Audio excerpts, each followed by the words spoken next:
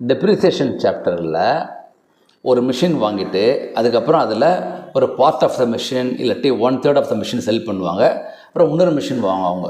இது ஒரு normal some. Okay, இந்த மாதிரி ஒரு 6 or 7 சம்ஸ் நான் வந்து யூடியூப்பில் போட்டிருக்கேன் டீட்டெயில்டாக. ஓகே, இப்போ நான் அதை எப்படி போடணும்னு சொல்கிறேன். ஃபஸ்ட்டு மிஷின் வாங்குறாங்களே அதை மிஷின் 1 வச்சுக்கோங்க. ஓகே, அந்த கரண்ட் இயர் டெப்ரிசியேஷன் வரும் ஃபஸ்ட் இயர். இந்த செகண்ட் இயர் நார்மலாக நோ ட்ரான்சாக்ஷன்ஸ் இருக்கும். இப்போ மிஷின் 1 மாத்திரம் டெப்ரிசியேஷன் வரும். இப்போ தேர்ட் இயர் தான் நிறைய இருக்கும். இன்னொரு மிஷின் வாங்குவாங்க தேர்ட் இயரில். அப்போ அதை மிஷின் 2ன்னு போட்டுவாங்க, M2. ஓகேயா, இப்போ தேர்ட் இயரில் M1ல் ஏதோ ஒரு காஸ்ட்டை செல் பண்ணாங்க, இல்லாட்டி 1/3 செல் பண்ணாங்க அப்படிம்பாங்க. அப்போ என்ன பண்ணோன்னா M1S1 போட்டுவாங்க. அதாவது மிஷின் 1 சேல் 1. அதுக்கு ஃபஸ்ட்டு 2 years டெப்ரிசியேஷன்.